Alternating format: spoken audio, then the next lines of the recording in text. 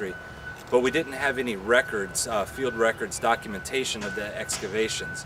When the Catholic Church moved their archives from Mandarin, Florida to St. Augustine, Sister Kathleen Bitzer found field records that she knew were related to archaeology, so she contacted the museum.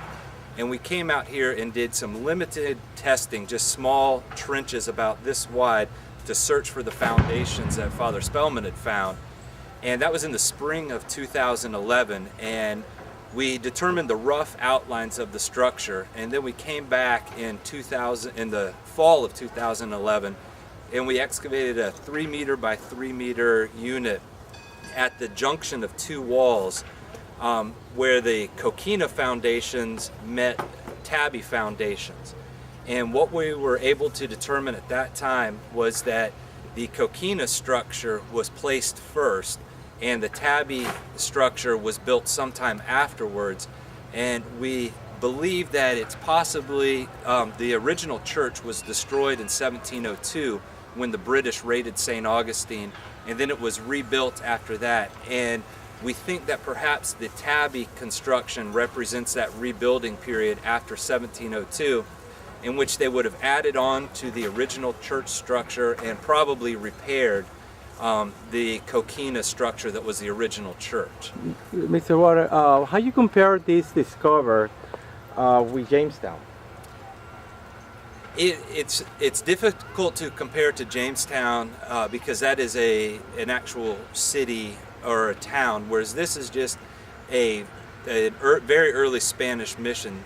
Mission Nombre de Dios was the earliest of all the Spanish missions in this area, as well as the longest lasting, persisting to 1763.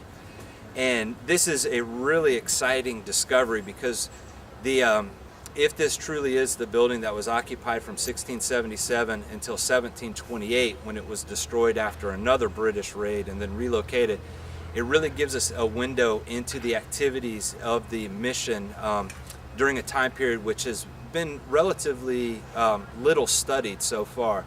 So we can learn about the activities that went on between, at the mission between the Spanish and the Native Americans, as well as looking at how the mission community rebuilt itself after the raids by the British. How come for so many years here, many people, passing through this park, nobody realized that was here? Why take so long to discover this? Well, like I said, it was discovered in 1951 during those excavations, and then it was reburied. And we were just fortunate that because this is the present-day mission grounds, this area has not had a lot of development on it. And so, aside from putting in sprinkler systems where they just dug simple, small trenches through the ground without actually looking to see what was underneath the ground, that's the only disturbance that we really have in this area. So we're very fortunate that this site has been protected the way it has. And this is a very unique discovery here in St. Augustine. Most all of the mission architecture